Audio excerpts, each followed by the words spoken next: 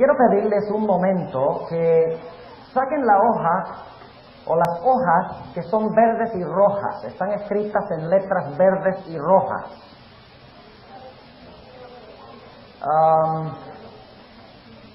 Ustedes notarán que el título de la hoja es Algunos paralelos entre Daniel 8 y 9, 11 y 12 y Apocalipsis. Al comienzo del tema esta noche vamos a analizar esto. Les voy a explicar cómo usarlo. Sin embargo, antes de hacerlo, vamos a inclinar nuestros rostros y vamos a pedir que Dios bendiga el estudio de su palabra. Amante Padre, en esta noche te damos gracias porque podemos reunirnos después de un lindo día de recreación para estudiar tu santa palabra. Pedimos, Señor, que vengas a nosotros por medio de tu Santo Espíritu y que nos enseñes lo que necesitamos indispensablemente saber. Te lo pedimos en el nombre de Jesús. Amén. Ahora ustedes deben tener la hoja en su mano. En realidad son 3 páginas. Ustedes notarán que en la columna izquierda tenemos la actividad o el evento. En la siguiente columna tenemos el versículo en Daniel 8 y 9 donde se encuentra esa actividad o evento. Luego en la siguiente columna tenemos donde se encuentra esa actividad o evento en Daniel 11 y 12. Y luego en la última columna tenemos donde se encuentra esa actividad o evento en Apocalipsis y en otras fuentes de la Biblia. Ahora, esto es muy útil.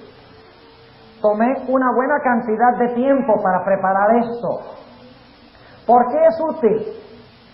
Por la sencilla razón de que ustedes pueden darse cuenta los paralelos tan tremendos que hay entre Daniel 8 y 9 y Daniel 11 y 12. Y pueden también analizar otras cosas que dice la Biblia sobre lo mismo. Ahora, esto les va a tomar un tiempo estudiarlo. Pero vamos a mirar un momentico, por ejemplo, la primera página. Y solo les voy a mencionar algunas cosas de la primera página como ejemplo. Ustedes notarán que Persia se encuentra en Daniel 8, 3 y 4 y versículo 20. Se encuentra en Daniel 11, 2. Y se encuentra también en Daniel 2, 39. Daniel 7:5 y Apocalipsis 13 y el versículo 2. Lo cual significa que si ustedes quieren estudiar en cuanto a Persia, tienen que buscar todos estos versículos. Ahora, específicamente, vamos a hablar del aspecto del cuerno pequeño. Vamos a saltar, no vamos a hablar en este momento de Persia, ni Grecia, ni Roma pagana. Vamos a hablar de las actividades del cuerno pequeño o del rey del norte.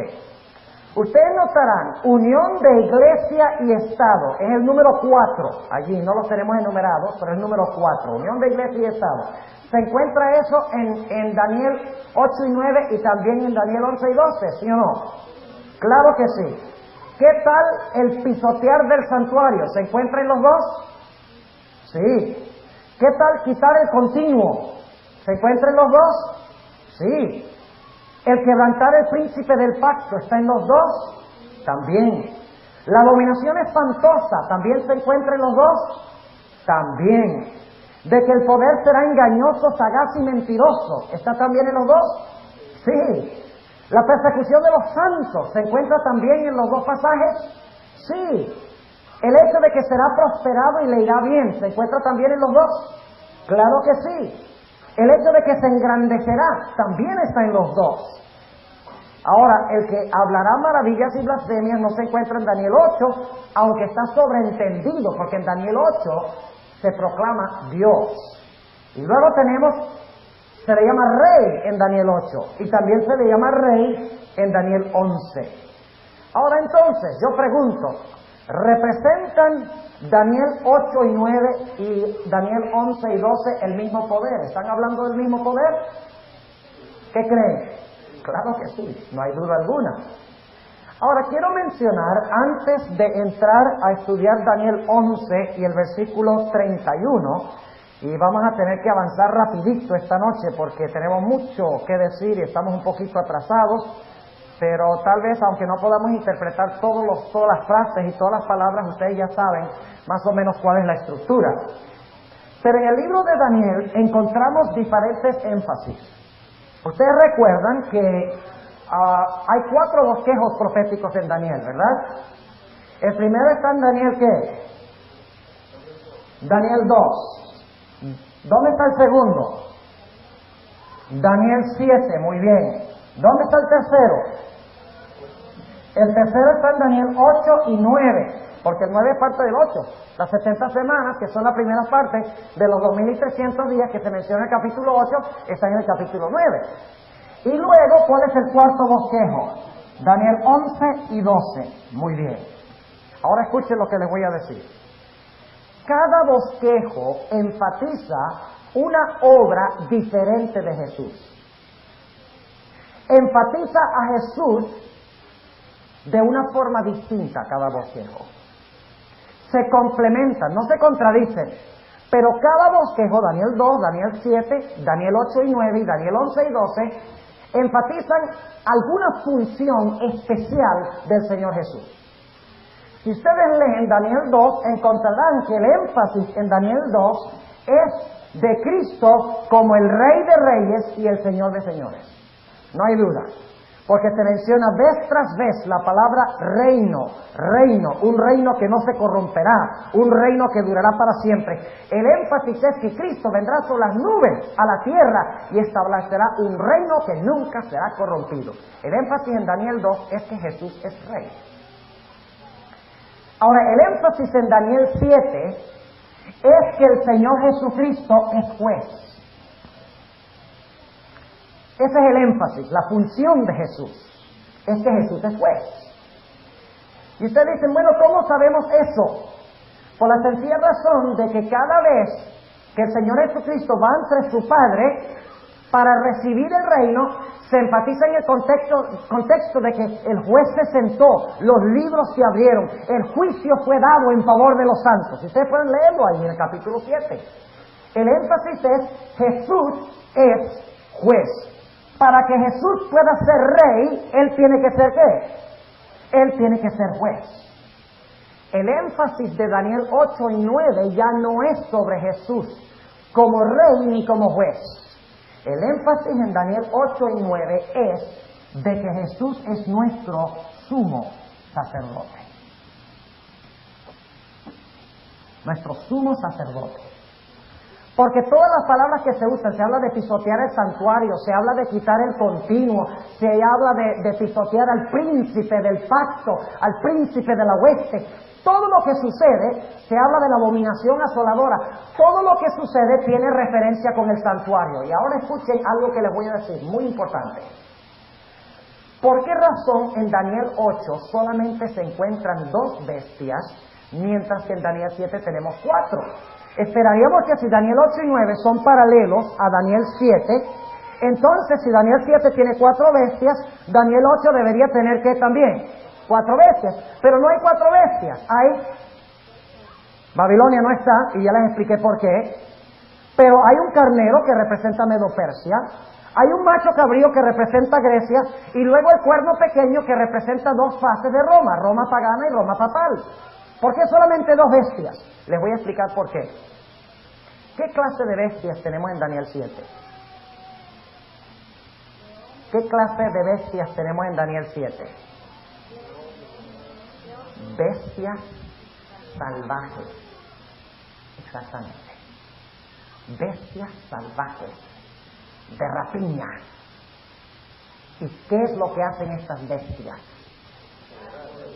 Se devoran una a la otra. El énfasis de Daniel 7 es que el Señor Jesucristo juzgará a las naciones. Pero el énfasis de Daniel 8 es el santuario. Ahora, ¿cuáles eran los 2 animales que se sacrificaban en el santuario? Uno en el servicio diario y el otro en el servicio anual. En el servicio diario se sacrificaba el cordero macho que se conoce como carnero. Y en el servicio anual se celebraba un qué. No se celebraba, pero se mataba a un qué. A un macho cabrío. O sea que los animales de Daniel 8 indican que Daniel 8 está en el contexto de qué. De santuario. Que ya no es el énfasis de la lucha entre naciones y que Cristo le va a quitar el poderío a las naciones en el juicio, sino que el énfasis es que el Señor Jesucristo es el gran sumo sacerdote que está purificando el santuario. Ahora, en Daniel 11 y 12, el énfasis sobre Jesús es que Jesús es el libertador. El libertador. El pueblo está en peligro. El pueblo de Dios, el remanente, está por desaparecer de la tierra. Y cuando está a punto de desaparecer, ¿qué pasa? Se levanta Miguel. ¿Y saben lo que significa levantarse Miguel? Ya lo mencionamos. Significa cerrarse el juicio investigador. O sea, fíjense qué interesante. Escuchen bien. Daniel 8 y 9 habla del comienzo del juicio investigador. Mientras que Daniel 11 y 12 habla de qué? De la conclusión del juicio investigador. Esto habla del momento cuando en 1844 empieza el juicio. Empieza la purificación del santuario. Pero Daniel 11 y 12 enfatiza el momento cuando se termina de purificar el santuario. ¿Entiende lo que estamos diciendo? Cuando se levanta Miguel. Y dice allí que habrá un tiempo de angustia después que se levante Miguel. Mas en aquel tiempo tu pueblo será libertado. Todo el que se hallare escrito en el libro. ¿Cuál es el énfasis de Miguel entonces? ¿Qué es Miguel en Daniel 12? Libertador. ¿Cuál es el énfasis en Daniel 8 y 9? Sumo sacerdote. ¿Cuál es el énfasis en Daniel 7? Juez. ¿Y cuál es el énfasis en Daniel 2? Rey. 4 funciones de Jesús. Qué interesante. Bueno, no vamos a decir más de eso. Vamos a Daniel 11 y el versículo 40. Daniel 11 y el versículo 40. Y vamos a ir ahora versículo por versículo. Y yo espero esta noche llegar por lo menos hasta el versículo 35. Por lo menos hasta el versículo 35. Así que tenemos mucha tela que cortar. Daniel 11:31. Hablando del rey del norte. Y este periodo, déjenme decirles, este periodo es el periodo de la supremacía papal.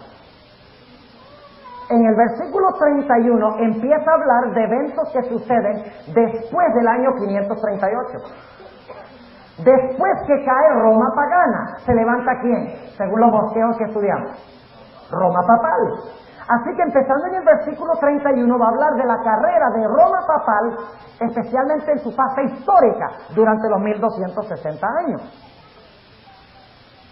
Ahora, ustedes recuerdan en Daniel 2 que se mezcló en los pies, ¿qué cosa? ¿Qué se mezcló en los pies? El hierro y el barro. ¿Qué representaba esa mezcla? ¿La unión de qué? De la iglesia con el Estado. Y lo vimos de la Biblia. Ahora, esto significa una mezcla ilegítima. Ahora escuchen cómo empieza el versículo 31. Dice, y serán puestos brazos de su parte. O sea que al papado, al rey del norte, se le brindarán brazos. Se pondrán brazos de su parte. Se pondrán brazos de parte del papado para ayudar al papado. Ahora, ¿qué es eso de brazos? Se pondrán brazos de su parte. ¿Cómo lo averiguamos? La concordancia. Ok. Están un poco débiles esta noche ustedes. Noten Ezequiel 30. Vamos a Ezequiel el capítulo 30. Ezequiel el capítulo 30. Vamos a ver qué son brazos. La idéntica palabra. Ezequiel 30 y el versículo 22 hasta el versículo 25. Ezequiel 30, 22 al 25. No se pongan a especular lo que representa brazos. Búsquenlo. A ver en otras partes de la Biblia qué significa brazos. ¿Saben lo que significa brazos? Significa poderío militar. Poderío militar. Significa tener la ayuda de ejércitos. ¿Y los ejércitos y los militares de qué son? ¿De la iglesia o del Estado? O sea que tenemos una mezcla de qué en esta primera frase. De la iglesia y el Estado. Si es que los brazos representan poderío militar. Vamos a leerlo. Ezequiel 30:22. Por tanto así ha dicho el Señor Jehová: heme aquí contra Faraón, rey de Egipto, y quebraré sus brazos, el fuerte y el fracturado, y haré que la espada se le caiga ¿de dónde? ¿Por qué se le va a caer la espada de la mano? Porque el que tiene el brazo quebrado no le sirve la mano. Y luego dice, versículo 23: y esparciré los egipcios entre las gentes, y aventarélos por las tierras, y fortificaré, escuchen esto ahora, fortificaré los brazos del rey de Babilonia. ¿Ven? O sea que va a caer el rey de Egipto, porque se le va a quebrar el brazo, y en lugar de eso Dios va a fortalecer los brazos ¿de quién?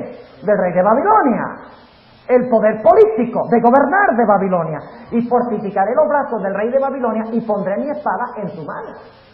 Le quita la espada a Faraón, quebrándole el brazo, y le da la espada a Nabucodonosor, a Babilonia, fortaleciendo su brazo. Entonces, ¿qué representa el brazo?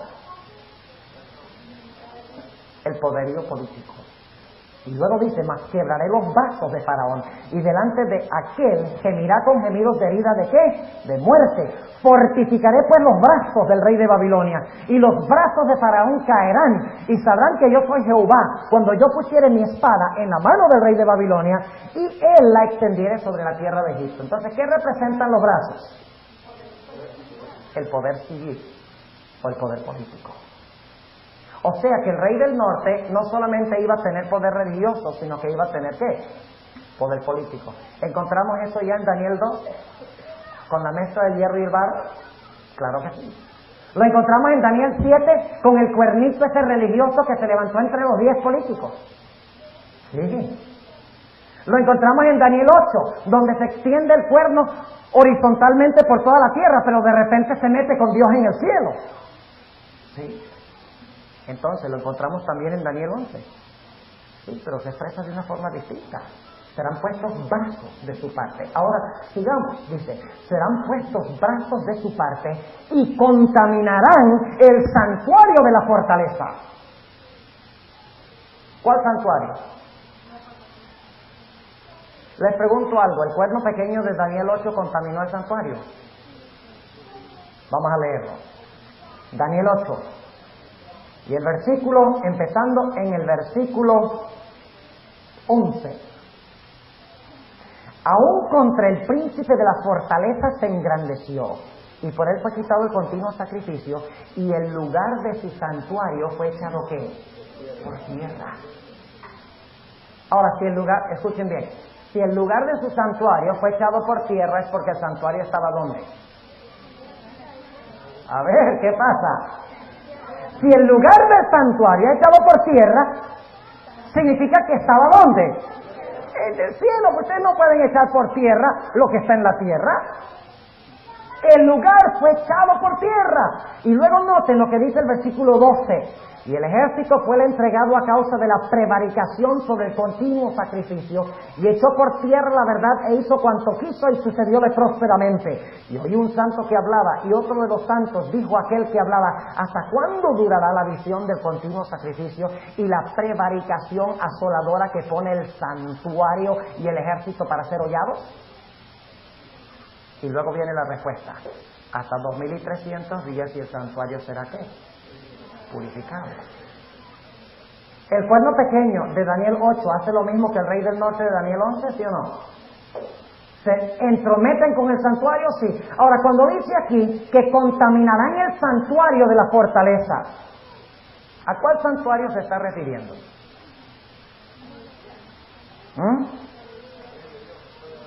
Recuerde que esto está hablando de la Edad Media, ¿correcto? ¿Cuál santuario había en la tierra durante la Edad Media?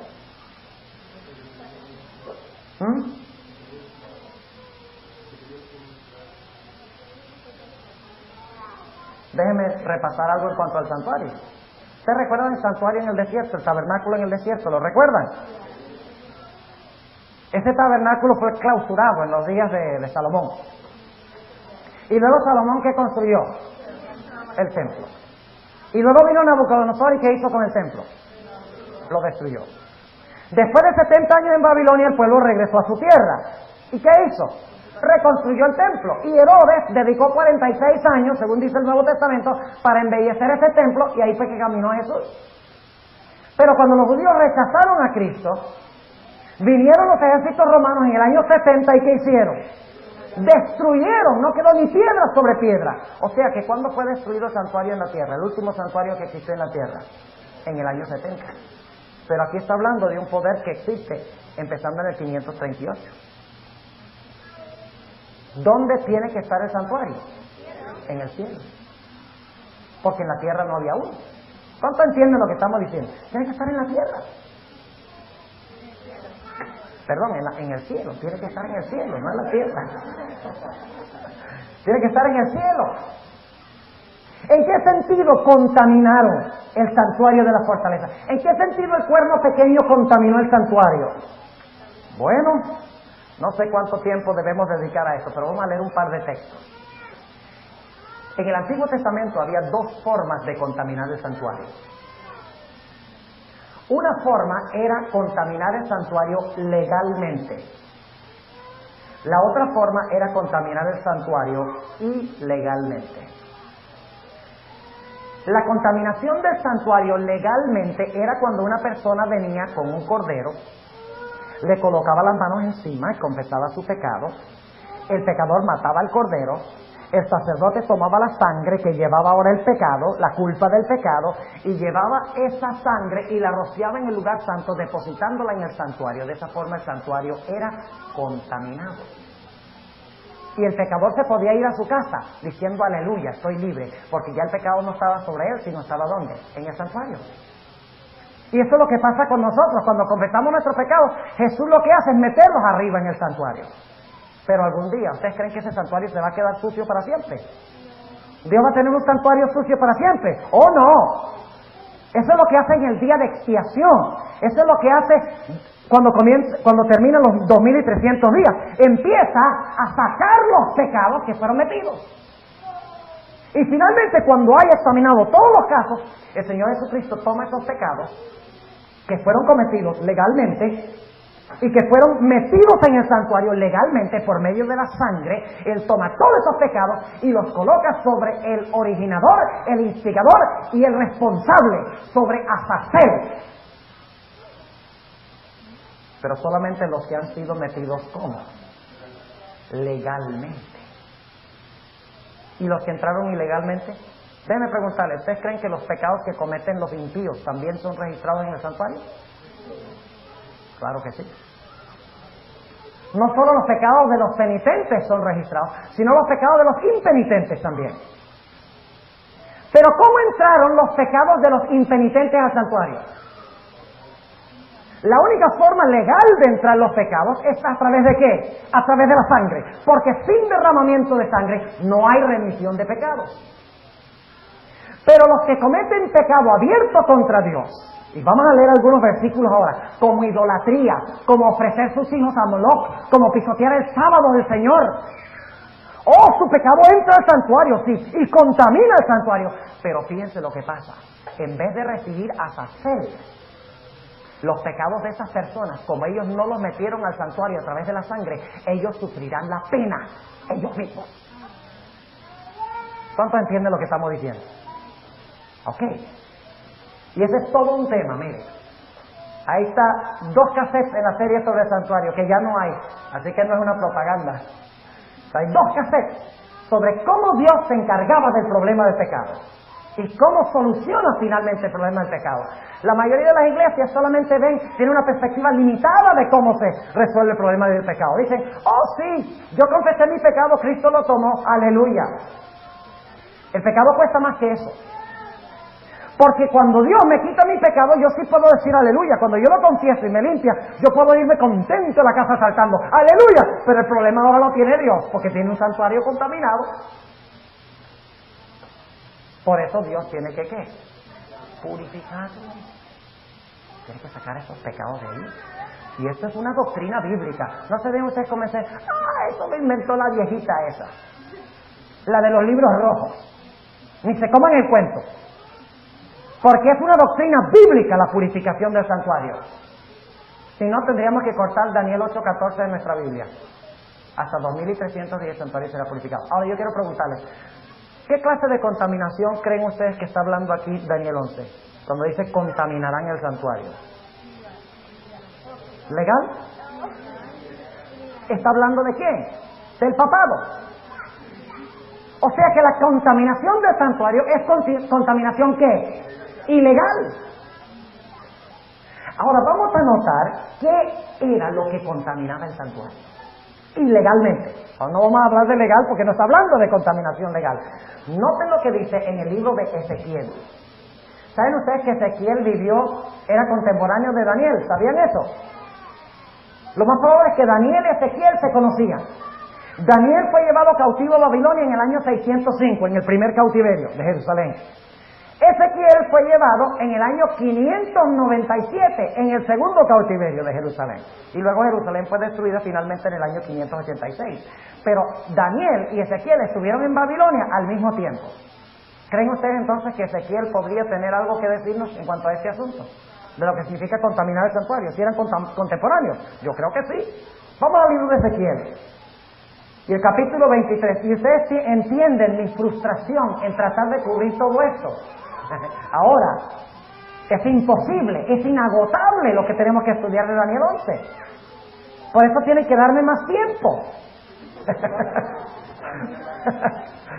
Ok, note lo que dice aquí en el libro de Ezequiel, capítulo 23.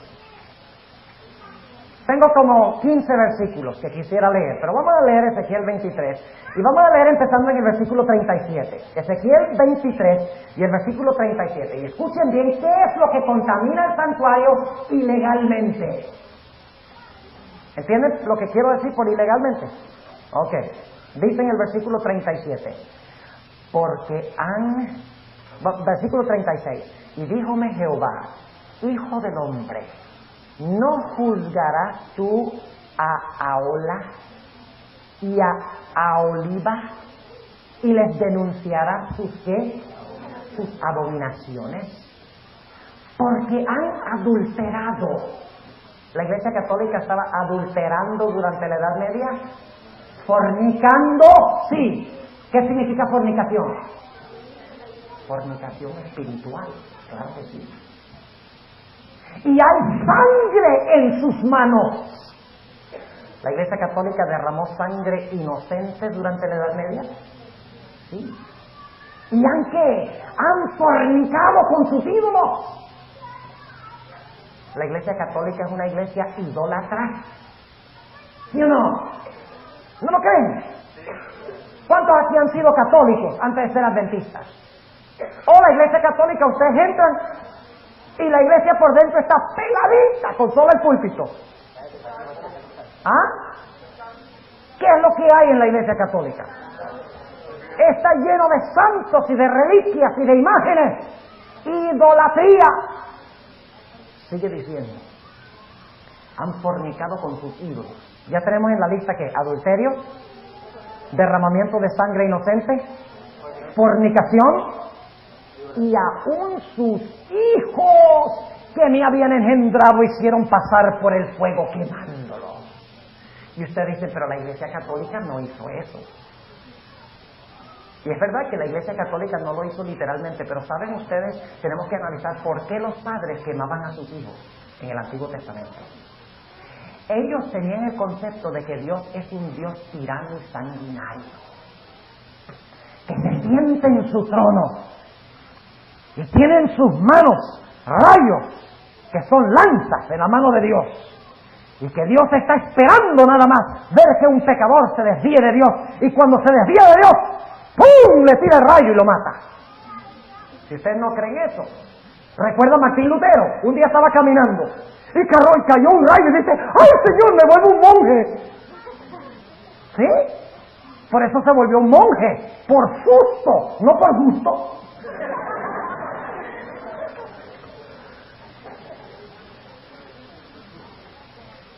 Ese era el concepto que tenían que tener.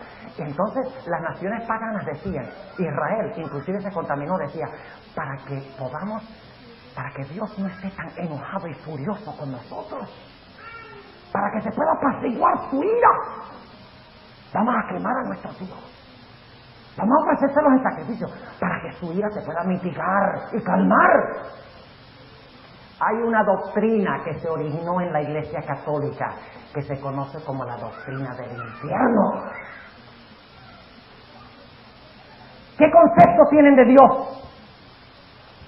Un Dios sanguinario, tirano, que se siente en su trono listo para derramar su ira, y que por lo tanto hay que hacer penitencias, porque si no, Dios se va a quemar por los siglos de los siglos. Hay que hacer penitencias, hay que hacer peregrinajes, hay que pagar dinero. Ahora entienden lo que significa ofrecer los hijos. El problema es el concepto falso de Dios. ¿Qué concepto tienen ustedes de Dios? Saben que en la iglesia adventista hay dos extremos ahora. Un extremo dice: hola papito, demasiado frescos con Dios. Y hay otros que dicen: hola papá.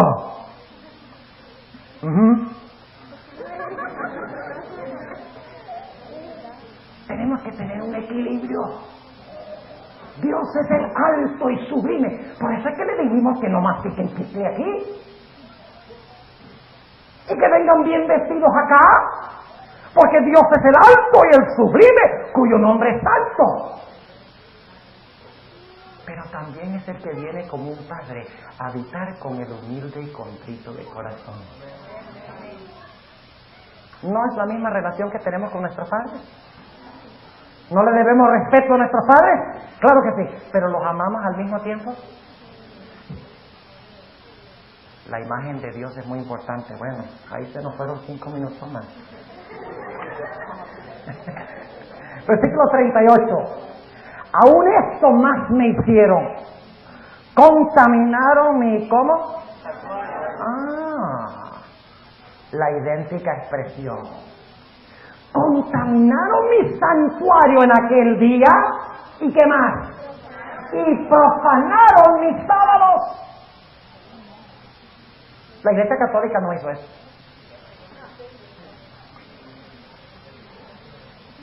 Pensará cambiar los tiempos y la ley.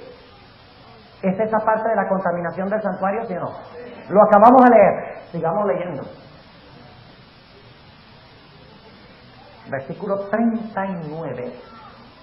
¿Qué principio estamos usando aquí? ¿La Biblia se explica? ¡Hola! Ok, muy bien. Versículo 39. Pues habiendo sacrificado sus hijos a sus ídolos, entrábanse, escuchen esto, entrábanse en mi santuario el mismo día para contaminarlos.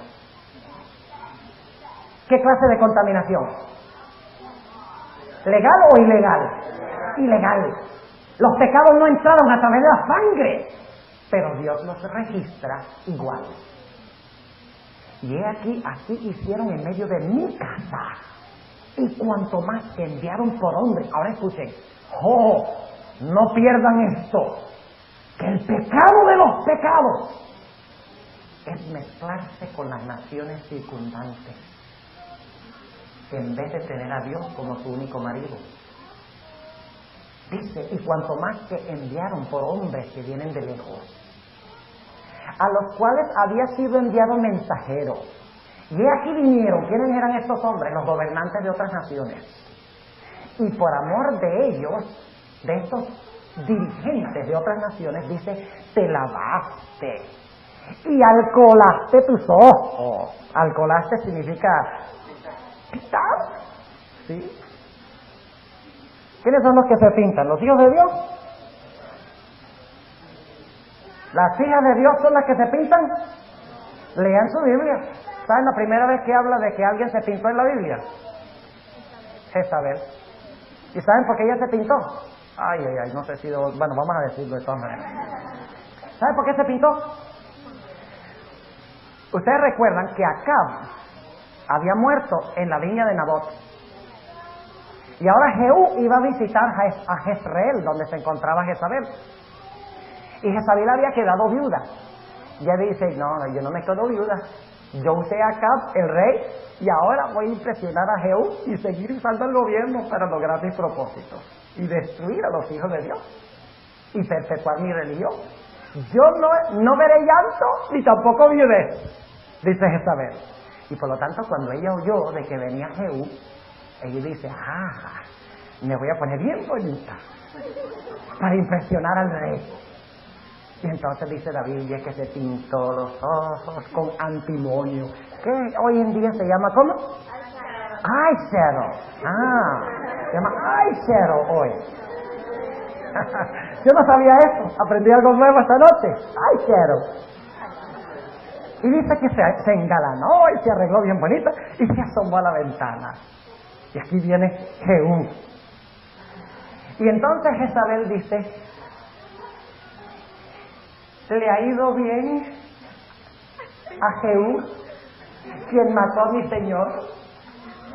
Fíjense, ¿le ha ido bien al que mató a mi marido? Oiga, qué grotesco.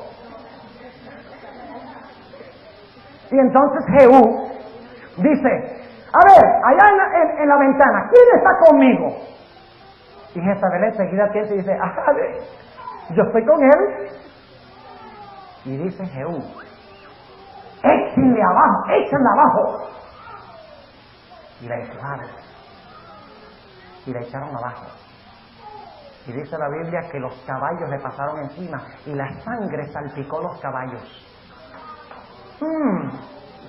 ¿Dónde encontramos eso en otra parte de la Biblia? Cuando cae Babilonia. Cuando Babilonia se quiere unir con los reyes de la tierra. Vaya coincidencia interesante. No es coincidencia, es providencia.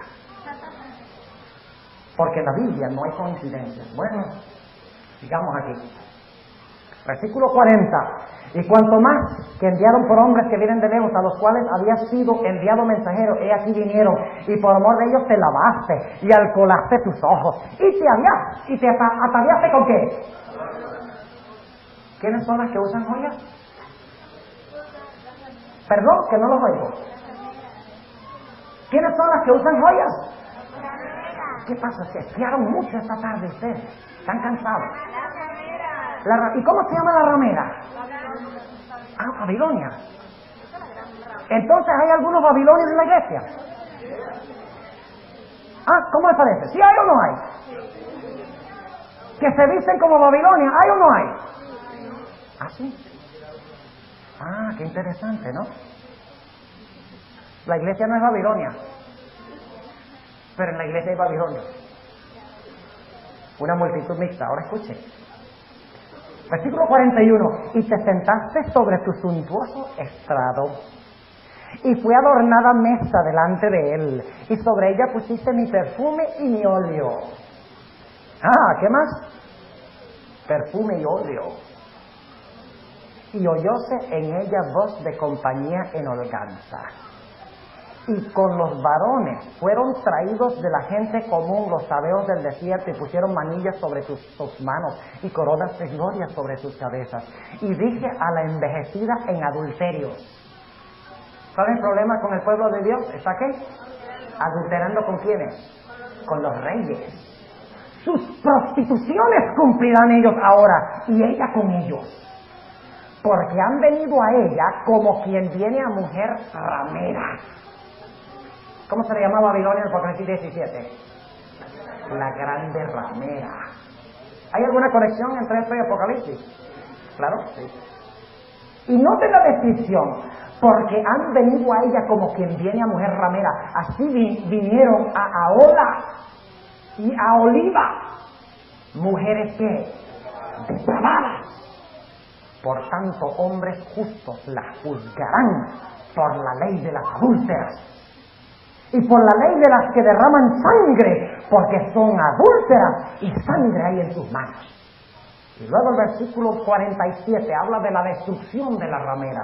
Dice, y la compañía de gentes la apedreará con piedras y las acuchillará con sus espadas. ¿Recuerdan anoche? La espada de cada cual será contra su compañero. Las espadas que eran para destruir el pueblo de Dios destruirán ¿a quién? A la ramera Babilonia. Dice, matarán a sus hijos y a sus hijas, y sus casas consumirán ¿con qué? Con fuego. Y Apocalipsis 18 dice que Babilonia será quemada ¿con qué? Con fuego. Ahora entonces, ¿qué es contaminar el santuario? Idolatría. ¿Qué más? Derramar sangre inocente. ¿Qué más? Fornicación con los reyes de la tierra. ¿Qué más? Adulterar la doctrina. Muy bien. ¿Qué más? Pisotear el santo sábado. Todo eso es contaminar. ¿Recuerdan? ¿Lo leímos o no? ¿Que es contaminar el santuario, sí o no? Claro que sí. Ahora entienden cómo se aplica eso al cuerno pequeño. ¿Es culpable el cuerno pequeño en todo lo que estudiamos en este momento? Claro que sí. Lo hizo durante la Edad Media y lo hará de nuevo. Ahora, vamos otra vez a Daniel 11. Y ya el tiempo se nos fue. Y nada más vamos por la mitad del versículo 31. ¿Y quitarán qué cosa? El continuo sacrificio. La palabra sacrificio no está. ¿Recuerdan lo que les dije esta mañana? Saquen la hoja anaranjada. Y no voy a poder leer todos los versículos porque es imposible. El tiempo no alcanza, por eso lo puse en la hoja, para que ustedes lo puedan estudiar. Fíjense lo que dice la sierva de Dios, en la cita que se encuentra bajo el número 1, en esa página anaranjada. Dice ella, entonces vi, en relación con el continuo, que la palabra sacrificio había sido provista por la sabiduría humana y no pertenece al texto, y que el Señor dio el sentido correcto a los que proclamaron que había llegado la hora del juicio. ¿Qué dice la sierva de Dios? Que la palabra sacrificio no es parte de ¿qué? No es parte del texto. Ahora, ¿qué es el continuo? Primero, el continuo es el sacrificio diario que se ofrecía en el atrio por el pecador, mañana y tarde. ¿La Iglesia Católica ha instituido un falso sacrificio? ¿Cómo se llama ese sacrificio? La misa. ¿Saben ustedes que la Iglesia Católica enseña que en cada misa en todo el mundo, cuando el sacerdote pronuncia las palabras «Hoc est corpus meum», ese es mi cuerpo, que en ese pan o en esa hostia se encuentra Cristo completo? O sea que si se celebran 10,000 misas, están sacrificando a 10,000 Cristos. Porque en la hostia se encuentra Cristo completo y total. Y no solo eso, no solo la hostia que tiene el sacerdote, sino que cada hostia que le dan a los feligreses también tiene al Cristo completo. O sea que pueden multiplicar miles y poner millones de personas que comulgan. Un falso sacrificio. En vez de mirar al sacrificio en la cruz, ¿qué mira el católico? El falso sacrificio de la misa. ¿Entienden? O sea que el papado quitó ¿qué cosa? El continuo sacrificio. O sea, el hecho de que Cristo fue sacrificado de una vez por todas y nada más tenemos que mirar a Cristo para recibir provisión por nuestros pecados. Pero, noten, también dice la Biblia que la palabra tamid, continuo, se refiere también a los panes de la proposición que se encontraban en el lugar santo. ¿Qué representa el pan en la Biblia? Cristo y ¿qué cosa? La palabra de Dios. Fíjense lo interesante. Cristo está personalmente en el cielo, pero en la tierra está escrito en un libro. Nosotros estamos personalmente en la tierra y en el cielo estamos escritos en un libro.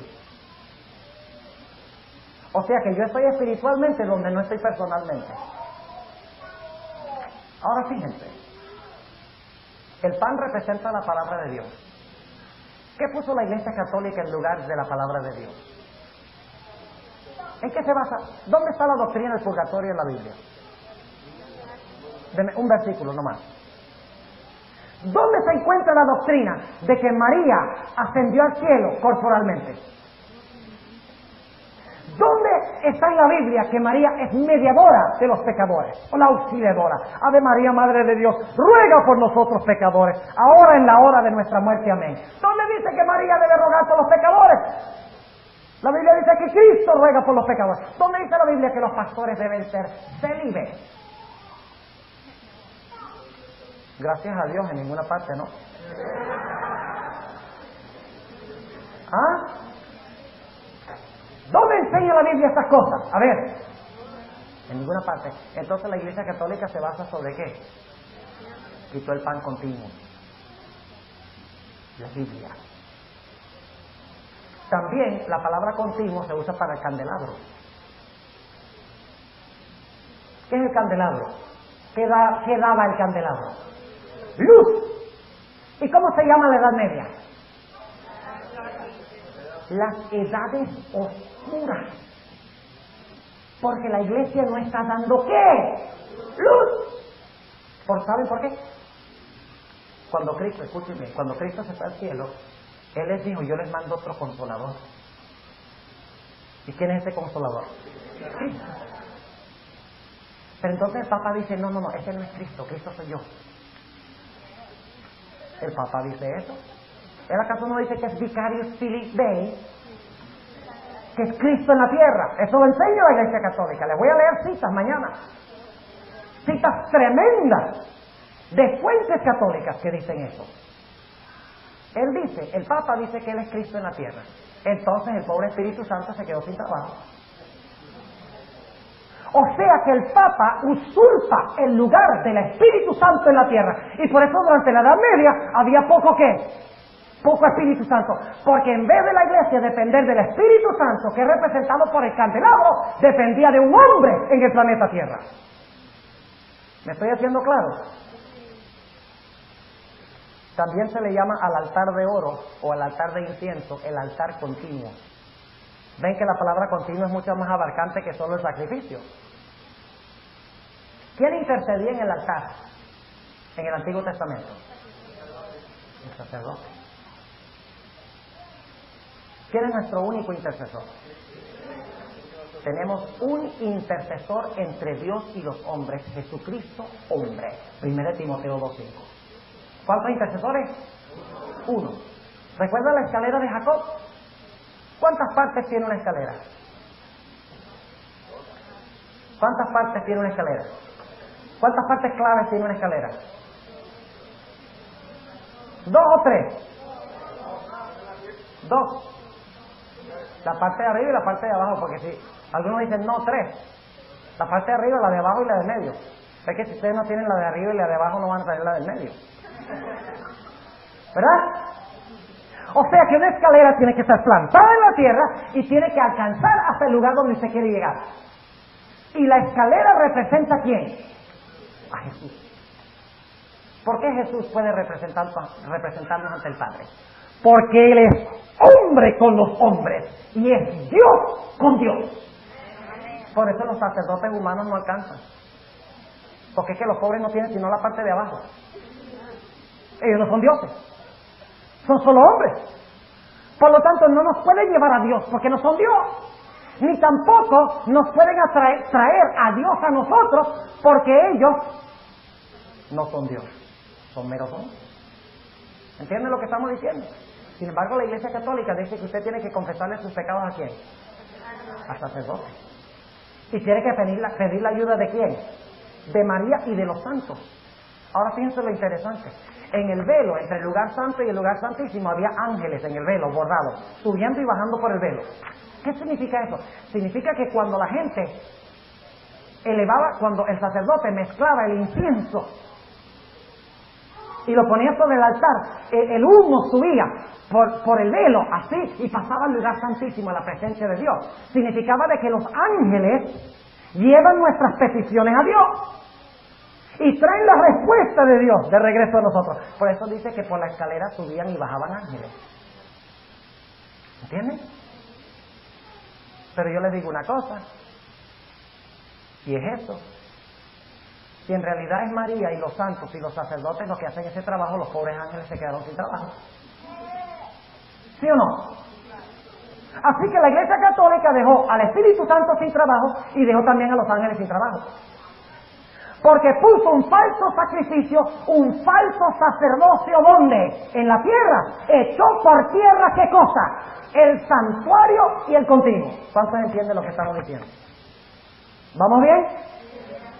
¿Terminamos aquí? ¿O vamos 5 minutos más? Yo creo que quiere ir a jugar. Vamos 5 minutos más. Ahora, podemos terminar la lista, pero el principio es el mismo. El sacerdote también se llamaba el sacerdote continuo. ¿Quién es el que continuamente intercede por nosotros? Lean Hebreos 7:26, dice que Él continuamente intercede por nosotros. Jesús. La ofrenda de harina se conocía como la ofrenda tamid, el pectoral del sacerdote, donde estaban las 12 piedras, que significa que Israel está muy cerca del corazón de Dios. ¿E Israel? ¿Qué es Israel hoy? La iglesia. ¿A dónde nos tiene Cristo entonces? ¿A dónde los tiene ustedes, jóvenes? Muy cerca de su corazón. Exactamente. Pectoral continuo. Ahora, ¿entienden lo que es el continuo? Quiero concluir, aunque sea con el versículo 31. Porque la última frase es tremenda. Y pondrán la abominación espantosa. La abominación espantosa. Ahora, permítame decirles que la palabra espantosa no aparece. En realidad la traducción no es espantosa. Es la abominación asoladora o desoladora, la traducción correcta. Es la palabra hebrea, la palabra que traduce espantosa es la palabra hebrea shamem. Y en varios versículos se enfatiza de que es una abominación que trae asolación o desolación como resultado. O sea que son unos pecados tan terribles que el resultado es que trae asolación o desolación. Vamos a leer algunos versículos. En el mismo libro de Daniel. Vamos a Daniel el capítulo 8 y el versículo 13. Daniel 8 y el versículo 13, donde se usa la palabra shamem.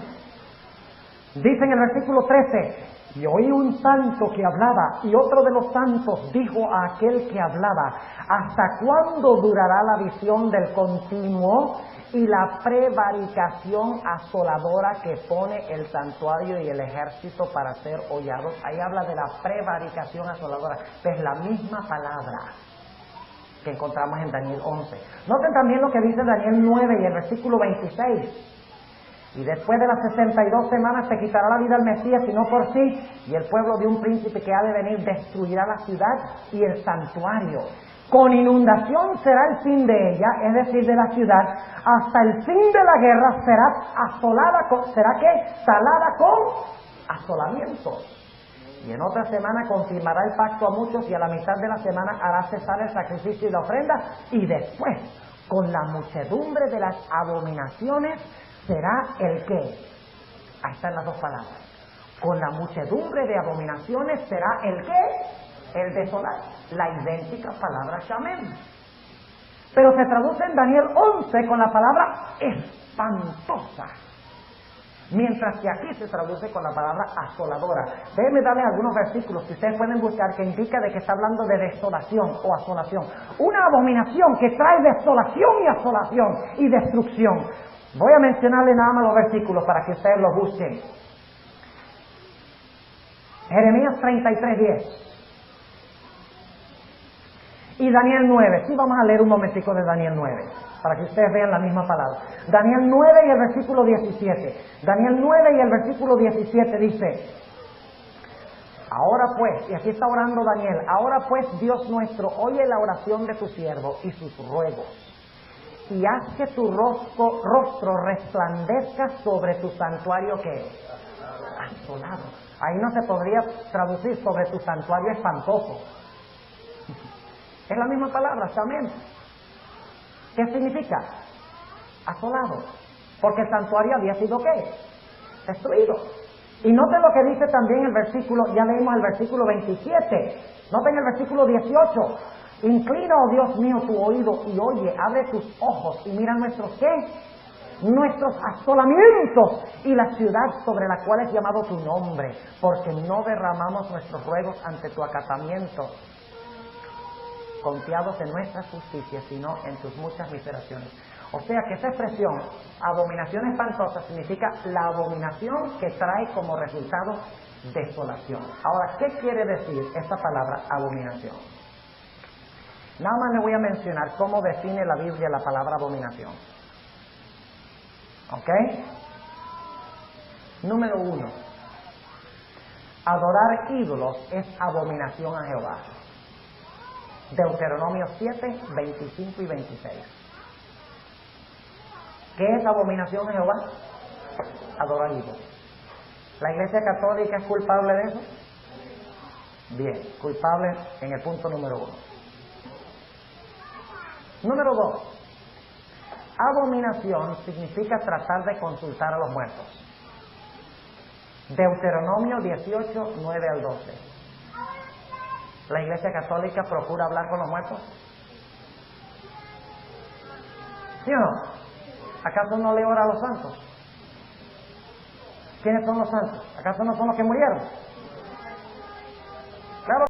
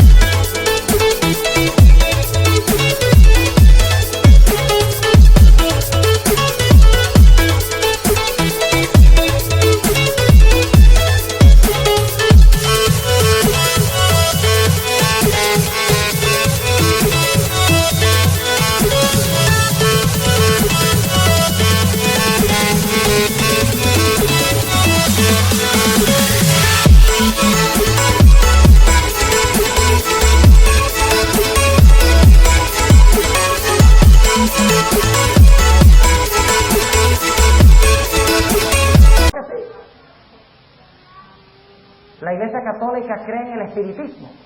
Cuando el Papa Juan Pablo II visitó a Brasil, ustedes saben que en Brasil practican mucho el vudú, ¿verdad? Vuduismo. El Papa dijo, bueno, yo no voy a condenar el vudú, sencillamente tenga mucho cuidado de no irse a los extremos. Así les digo. La Iglesia Católica está llena de espiritismo, velas para los muertos, limosnas para los muertos, misas para los muertos. No consultará el pueblo a su Dios, dice en este pasaje. Espiritismo. Un concepto erróneo del estado de los muertos es abominación a Jehová. ¿Es culpable la Iglesia Católica en el segundo punto? Claro que sí. Tercero, rehusar escuchar la ley de Dios. Proverbios 28:9. El que aparta su oído de escuchar la ley, aún su oración es abominación. Enseña la Iglesia Católica que debemos guardar la ley toda, completa. ¿Cuál mandamiento pasa por alto? El segundo. El cuarto. ¿Y qué hace con el segundo? Lo saca. Y el décimo lo divide en dos. Y el que quebranta uno, ¿lo quebranta cuántos? ¿Importa que la persona quiebre 10? ¿O es suficiente quebrar uno? Uno solo. Léenlo en Santiago 2 y el versículo 9 y 10. Con uno basta. Con uno se van a condenar. ¿La Iglesia Católica es culpable en este punto? Ajá. Número 4. Practicar el sexo fuera del matrimonio. Fornicación. Adulterio. ¿Qué es fornicación y adulterio espiritual? A ver, ¿qué es fornicación espiritual?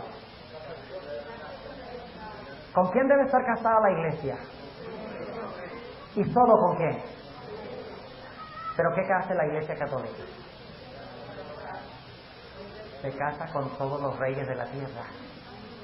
Y le dice a los reyes, mira, tú tienes que convertir a la gente porque Cristo no puede. Eso es básicamente lo que está diciendo. Como nosotros no podemos cumplir nuestra misión, ayúdanos, le dicen a los reyes de la tierra. ¿Es culpable la Iglesia Católica en el cuarto punto? Eso es de Ezequiel 33:26. Lucas 16:15 dice que abominación es enseñar que podemos salvarnos por nuestras buenas obras. La Iglesia Católica no enseña eso. Vigilias, peregrinajes, misas. ¿Recuerda en Colombia? Allá suben el Cerro Monserrate de rodillas. ¿Hay alguien aquí que es de Bogotá? Hermana, allá de Bogotá. ¿Ha subido alguna vez en rodillas? ¿De rodillas, hermana? En penitencia. Calibuga también, claro que sí. Fíjense, ¿por qué lo hacen? Porque ellos creen que haciéndolo ganan ¿qué? Méritos con Dios. Se queman menos en el purgatorio o en el infierno. ¿Es culpable la Iglesia Católica en este aspecto? Sí. Número 6. Lean los versículos. No crean que es que la palabra abominación no aparece en estos versículos, aparecen toditos, la misma palabra abominación. Número 6, Deuteronomio 14:13. Enseñar que podemos comer carne de puerco.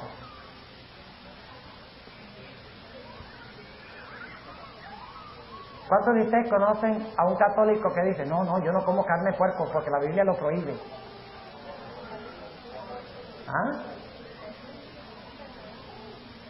Es abominación comer carne de puerco.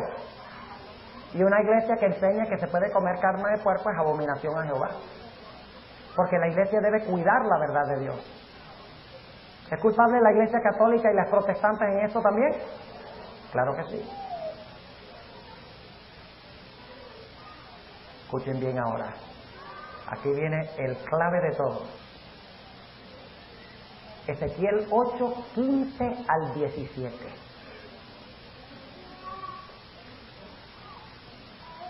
Es abominación adorar el sol. ¿Escucharon lo que dije? ¿Qué es abominación? Adorar el sol. ¿Qué enseña la Iglesia Católica? Que podemos adorar en el Sunday, un día que Dios no ha establecido para la adoración, el día del sol, 10 solis en el latín. Y finalmente, abominación significa ofrecer los hijos a Molec. Jeremías 32:35. Jeremías 32:35. Ofrecer los hijos en fuego a Molec, al dios Molec. Y recuerden cuál es ese concepto de Dios. Hay que apaciguar la ira de Dios a través de estos sacrificios, porque Dios va a quemar a la gente, el infierno para siempre. ¿Qué concepto tiene la Iglesia Católica del infierno? ¿De que los malos se van a quemar y ya se quemaron y desaparecieron para siempre? No, enseña un infierno eterno. ¿Qué imagen da eso de Dios? Un Dios sanguinario, un Dios tirano, un Dios que se deleita en el sufrimiento de los pecadores. Yo les pregunto entonces, ¿la Iglesia Católica es culpable en todo eso? Y les pregunto, ¿estas abominaciones van a traer desolación en el mundo? Es la abominación asoladora que trae desolación. ¿Y de dónde sacamos todo esto?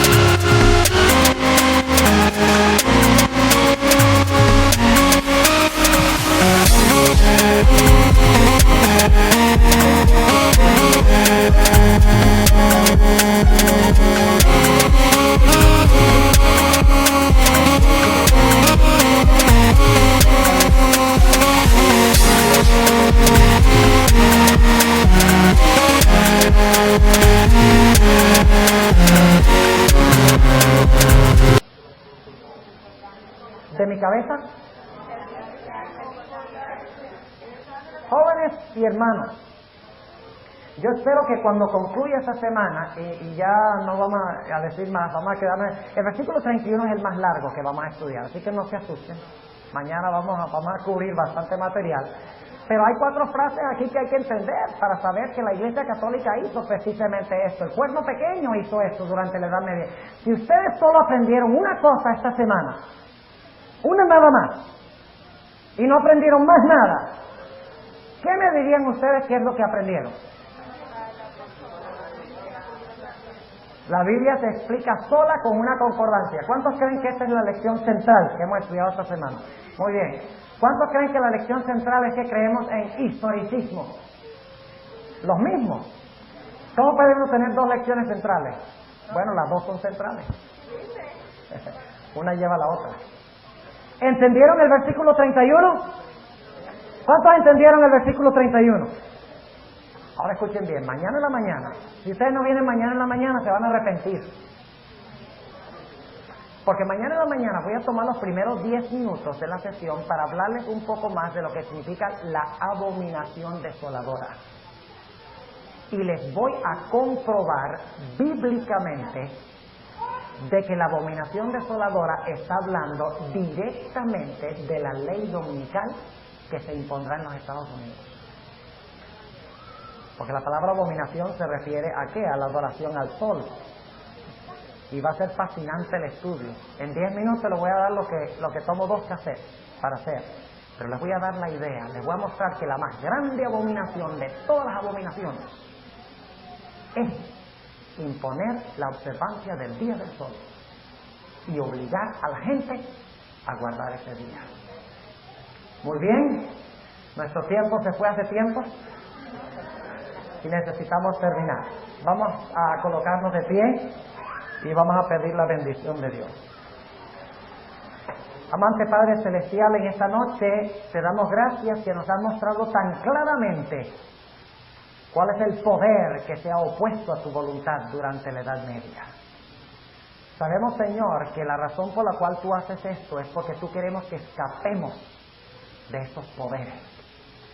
Te damos gracias por tu palabra, que es una lámpara a nuestros pies y una lumbrera a nuestro camino en este mundo lleno de tinieblas.